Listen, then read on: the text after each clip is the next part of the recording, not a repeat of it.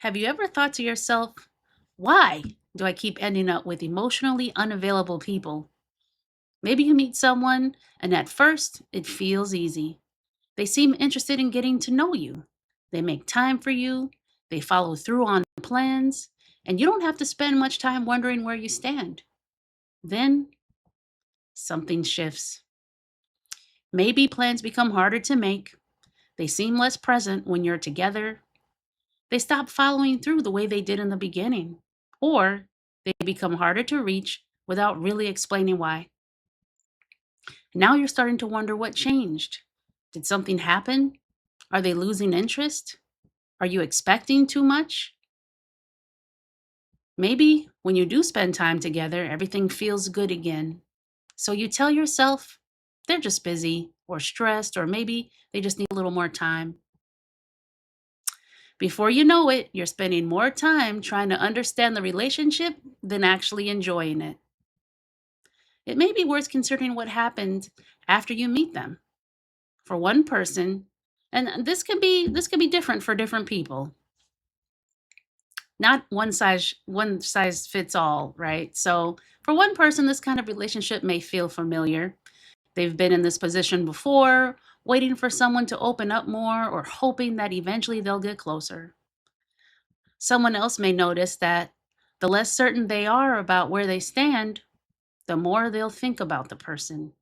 They'll replay conversations in their mind, wonder what changed, and pay more attention to the moments when things feel good again.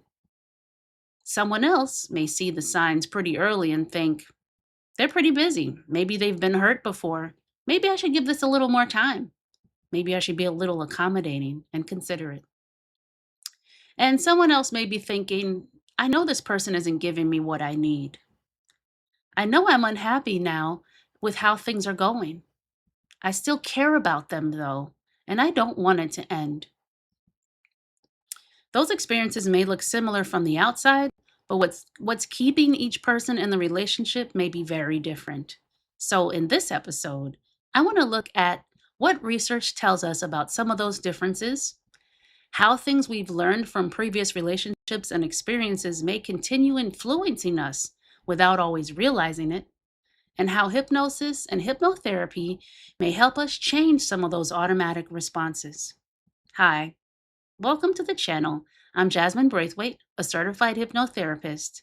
On this channel, we explore how the mind works, why we develop certain habits and tendencies, and how hypnosis and hypnotherapy can help us create meaningful, lasting change. Let's get started. So, when we talk about repeatedly attracting emotionally unavailable people, there may be more involved than who happens to show interest in us. Attraction also includes who catches your attention, who you feel drawn to, what feels familiar when you're getting to know someone, how you respond to the way they treat you, and what makes you want to continue seeing them. For example, two people could meet the same person and have completely different reactions. One person might notice that the person is difficult to read and lose interest pretty quickly. Someone else may find themselves thinking about that person even more. Another person might notice the inconsistency and keep giving them the benefit of the doubt. Someone else may feel very comfortable with what type of relationship that is simply because of something about it feels very familiar to them. So when someone says, I keep attracting the same kind of person, I think it's worth looking at the whole process, right? Who do you notice? Who holds your interest? What feels comfortable or familiar for you? What do you tend to do when the other person becomes distant or inconsistent? And what makes you continue investing in the relationship? Research gives us several ways to think about those questions. Picture meeting someone who seems interested in you, but as you get to know them, you notice they don't open up very much emotionally. They enjoy being with you, but when they try to talk about how they feel, what they want from the relationship, or what's going on between the two of you, they may give short answers, avoid answering directly, change the subject, or pull back from the conversation altogether. you may find yourself waiting for them to open up more. And when they finally do, even just a little bit, it can feel like the relationship is finally moving in the direction that you hoped it would. For some people, that waiting can feel surprisingly familiar, and you might be used to something like that. Not necessarily comfortable and not necessarily something that they want, but familiar enough that they already know how to be in that kind of relationship. You may have grown up around relationships where affection wasn't expressed very openly, or where someone important to you could be warm and loving at times and completely distant at other times. Previous relationships can also teach you that getting close to someone means waiting, working a little harder for their attention, or wondering how they feel about you. Sometimes people don't realize how much of an old relationship they've carried into a new one. So you may hear someone say, "My ex used to do this." So now, whenever someone does that, or after what happened in my last relationship, I don't do this and that anymore. Those reactions can make sense based on what they experienced. The new person, though, wasn't part of that experience. Without realizing it, you can start treating a new person like they're about to repeat what someone else did with you. That's why I tend to think a new relationship deserves a complete reset, not forgetting what you learned or ignoring warning signs. What you learned from past relationships can become simply wisdom. You may know more clearly what you don't want to experience again, what you need to pay attention to, or where you may want to set a healthier boundary if the same behavior shows up again. That's wisdom, right? The reset is not assuming it will show up again with every new person.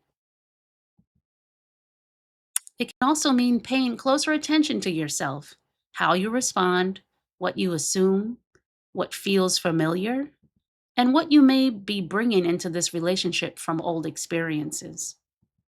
Some of those responses can happen so automatically that you don't even realize you're reacting to something you learned in the past instead of only responding to what's happening right now. And that's one of the places hypnosis and hypnotherapy can become useful. The work can help you become more aware of those automatic responses and begin practicing something different. So, an old experience doesn't have to keep deciding how you respond to a new one. So, getting back to the different ways we can stay interested in a relationship that may not be giving us what we want, there's another piece that's worth looking at: uncertainty. Think about a relationship where you're never quite sure where you stand. It's not necessarily that the person keeps disappearing and coming back. You may see them regularly, and you may have a good time together, genuinely. The uncertainty may be about the relationship itself. You don't know how serious they are about you.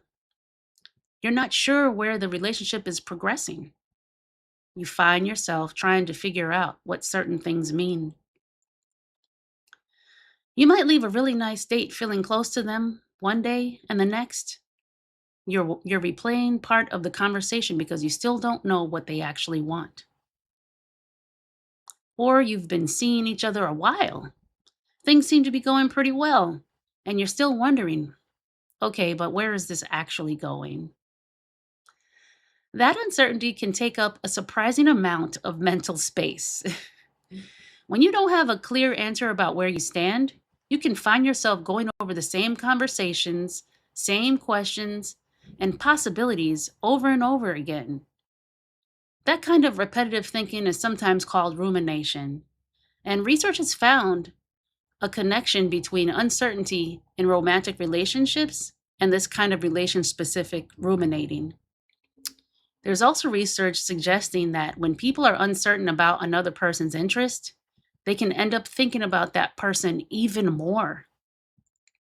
For some people, this can become almost all consuming.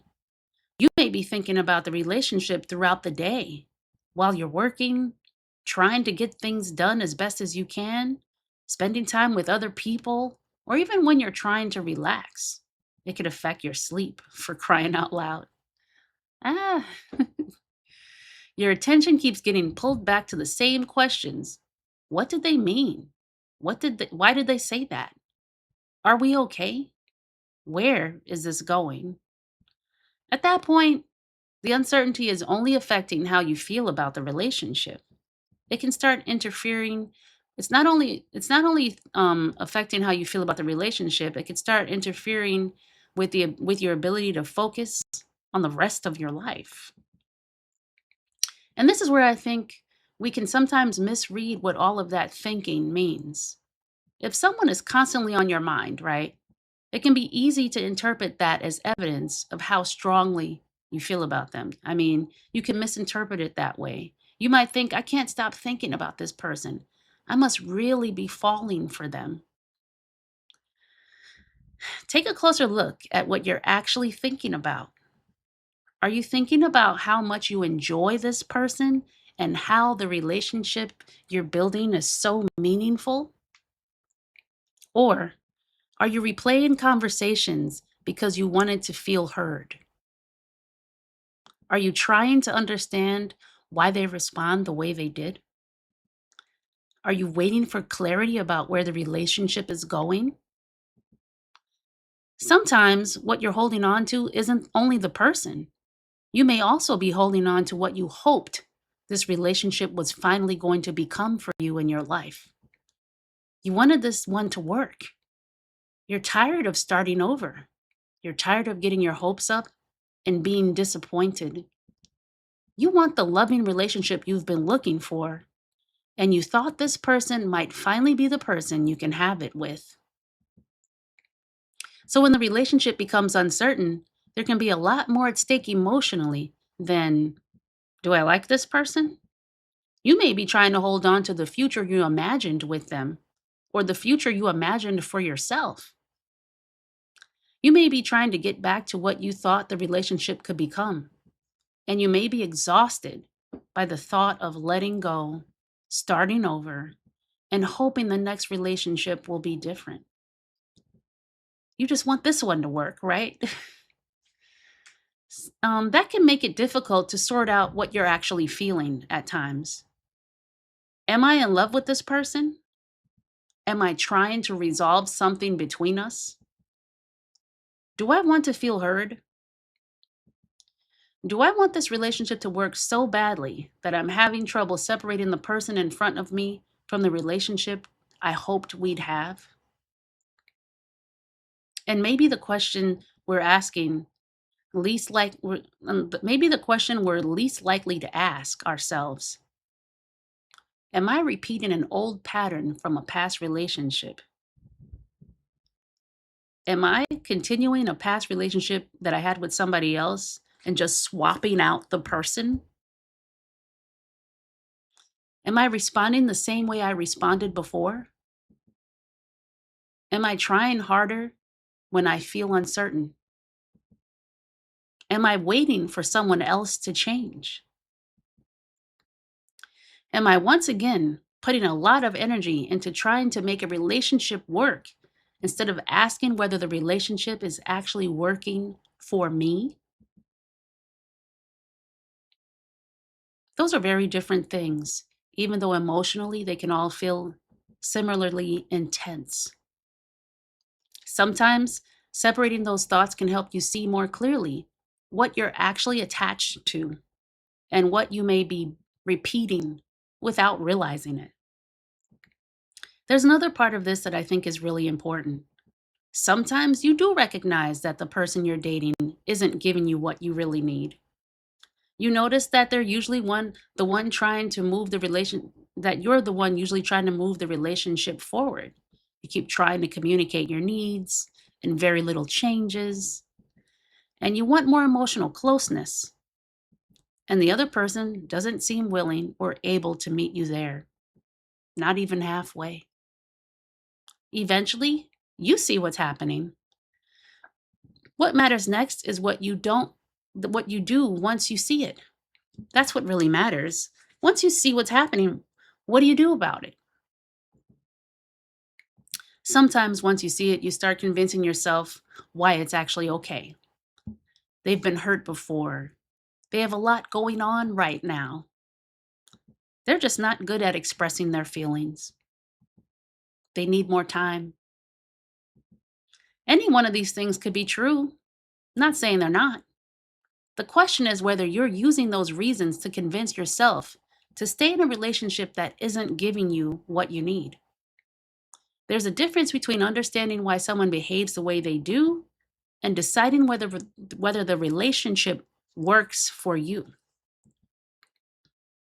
You can have compassion for someone's life story and what they've been through without deciding that you need to live with the effects of it every day in a committed relationship with them. Another thing that can happen is that you become attached to the person's potential. Some people naturally see the best in others, right? You notice their good qualities. You can see what the relationship could become if things continue to grow in the way you hope. Then expectations start forming around that possibility. You begin picturing more closeness, more consistency, more commitment, or a future together. And if the relationship never actually develops in that direction, the disappointment can be brutal. And at that point, it can be useful to ask yourself, am I responding to the relationship I actually have or to the relationship I hoped I'd have? That becomes even harder once you've invested time and emotion into the relationship. You've already spent months getting to know them. You've had conversations about the problems. You've tried different ways of communicating. You may have even given them another chance or several chances. Walking away can start to feel like everything you put into the relationship was for nothing. All that effort, all that energy. There's a well established concept in decision making called the sunk cost effect. Once we've invested time, effort, money, or other resources into something, no matter what that thing is, that previous investment can influence our willingness to keep going, even when continuing may not when it may not be the best choice to continue. In a relationship, that could sound like I've already given this a year. We've been through so much together already. I've put so much time into making this work. I don't want to give up now. The time you've already invested tells you something about your history with that person. It doesn't necessarily tell you whether investing more time will give you the relationship you actually want. And this is where I think the original question, why do I keep attracting emotionally unavailable people, can start to look a little different. Becoming more discerning doesn't necessarily mean that emotionally unavailable people will never be interested in you again. It can mean you recognize sooner when someone isn't able to participate in the kind of relationship you want. And you make a different decision about how long that relationship continues. Hmm. So, over time, your dating history can begin to look different. Not necessarily because different kinds of people magically started showing up in your life, but because you became more intentional about who you continued building a relationship with. Once you start recognizing some of these patterns and making different choices, something else can happen that people don't always expect. You can actually meet someone who is emotionally available, consistent, and genuinely interested in building a relationship with you. And it may not feel the way you expected it to feel. There may not be as much uncertainty. You're not spending your day wondering where you stand. You're not replaying conversations in your mind trying to figure out what in the world the other person meant. You're not waiting for the next sign that they're still interested. How about that? They tell you what they want to see. They tell you that they want to see you. And then they make plans to actually see you. You communicate something that matters to you, and they listen and respond. You have a disagreement, and instead of wondering whether the relationship is now in jeopardy, the two of you talk about it and work your way through it. That can feel very different if you're accustomed to relationships where you had to work much harder for closeness or reassurance. And sometimes people interpret that difference as there's no chemistry. They may think, I like this person. They're really nice. I enjoy spending time with them. I just don't feel that spark. Now something's now sometimes there's really now sometimes there really isn't a romantic chemistry. There isn't always a romantic chemistry. Not every emotionally available person is going to be the perfect match for you.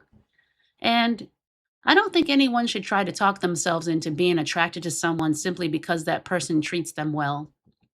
It may be worth getting curious about what you mean when you say spark. Is the spark attraction or compatibility? Is it excitement about getting to know the particular person? Or have some of the things you've learned to associate with chemistry actually be uncertainty, anticipation, or the emotional highs and lows we've been talking about throughout this episode? If you're used to having someone to figure out, a person who communicates clearly gives you less to figure out. If you're used to trying to earn closeness, someone who offers it willingly changes the whole experience. If you're used to wondering whether someone really wants to be with you, being with someone who makes their interests clear removes that uncertainty. That doesn't mean a healthy relationship should feel boring. It means calm and unfamiliar are not the same thing as boring and incompatible. Sometimes a different kind of relationship gives you an opportunity to learn what attraction feels like when you're also trying to manage uncertainty. And that can take us back to the subconscious learning we've been talking about. If your automatic expectations about relationships were shaped over time, that also means they can be reshaped over time.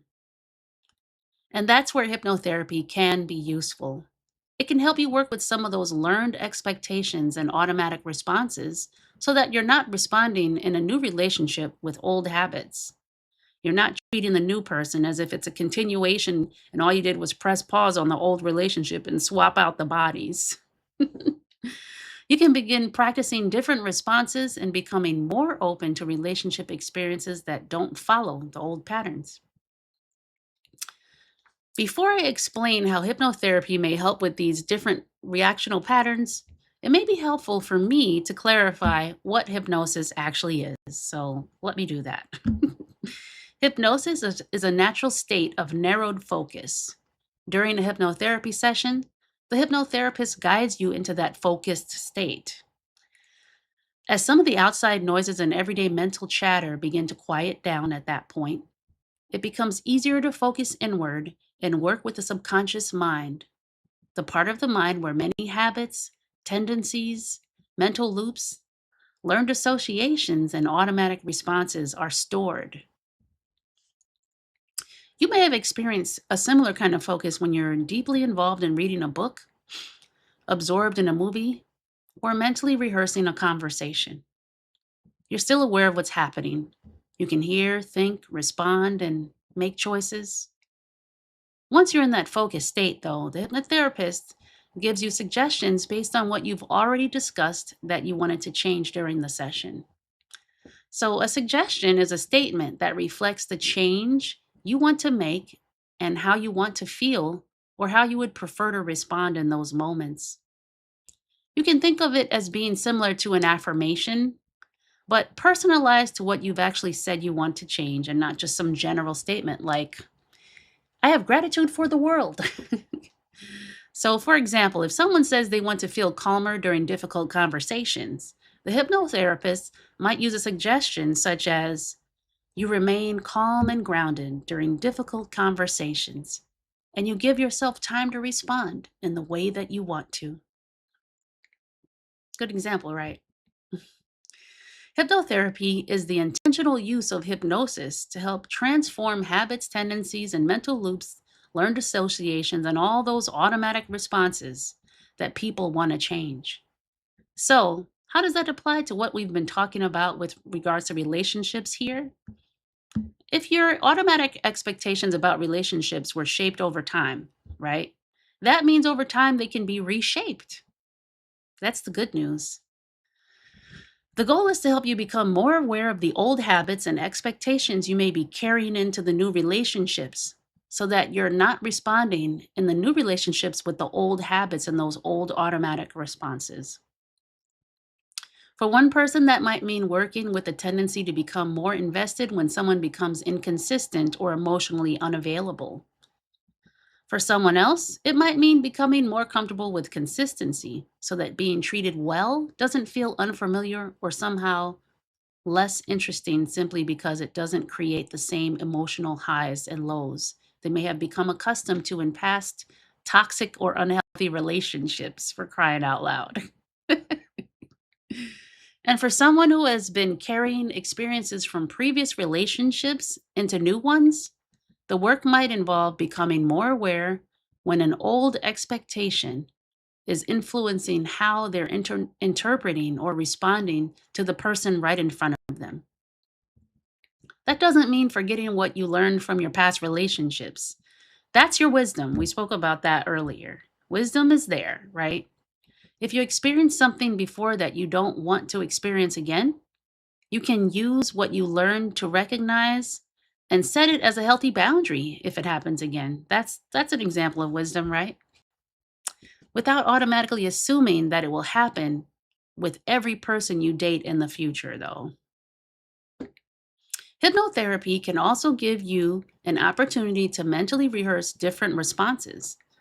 Instead of automatically falling into the same reaction when you feel uncertain, disappointment, or afraid of losing the relationship, you can practice responding in the way that reflects how you actually want to respond now. The idea is not to erase your past. It's to stop allowing old relationship experiences to automatically determine how you respond to new ones. So when you find yourself asking, why do I keep attracting emotionally unavailable people?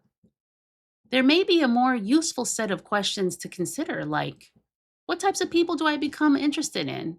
Or what keeps me invested once I see the relationship isn't meeting my needs?